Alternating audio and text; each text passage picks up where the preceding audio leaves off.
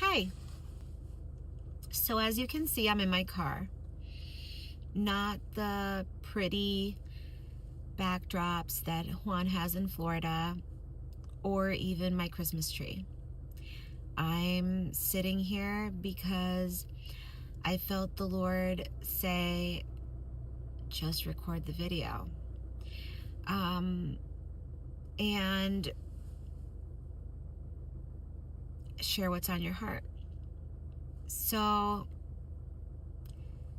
last time I shared about how I had gotten back from Florida after spending a week with Juan there, and I got back to gloomy, cold, snowy Minnesota, and that really took the pep out of my step, and feelings of anxiety and worry and sadness started to creep in.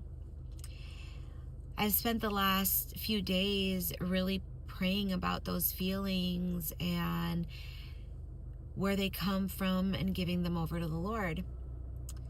This morning I had a conversation with my son Ashton, and Ashton shared that he was really struggling with missing his dad. And so in that moment, it really hit me. A lot of these feelings that I'm feeling are just normal feelings that I will probably feel around certain holidays, especially Christmas. Christmas tends to be the holiday for family and friends. And the empty chair at the table, or that spot on the couch, or that stocking that you hang by the fireplace is a reminder that that family member is no longer there. Or maybe you have family that you unfortunately no longer have a relationship with,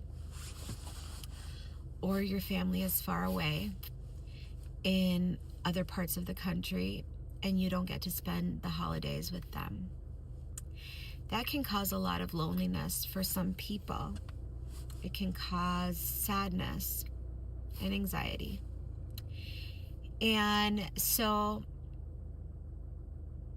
I bring all those examples up because all those examples are examples that I live with. My husband's no longer here. I have family right here in Minnesota that I no longer have a relationship with. And I have all of my family in other parts of the world. Most of my family lives in other states. My parents live in Puerto Rico. And so it can be a lonely time. It can be a hard time. It is a reminder of those people that you wish were there that aren't there, or they are there and yet you still feel lonely. I thankfully do have my kids here with me still. I haven't shared with you guys, but I have a wonderful fiance who has 3 kids of his own that I get to spend the holidays with. But it doesn't take away from those people that I wish were still here with me. And it makes me think of all of the people that are walking around right now that are feeling this sense of loss, loneliness, and sadness. And the Bible talks about how we as Christians should share in carrying each other's burdens so that the load isn't as heavy. For me, over the last few years, I've opened myself up to being vulnerable and sharing some experiences And sometimes it hasn't been received well, or sometimes people don't respond in the way that you expect them to. And so it just makes being vulnerable a little bit more difficult every time. However, I encourage you to reach out to those that you know could use it, who maybe you know for a fact are feeling this way that I'm feeling. Because your voice on the other side of the phone, of the line, might be exactly what they need. They just need somebody to talk to.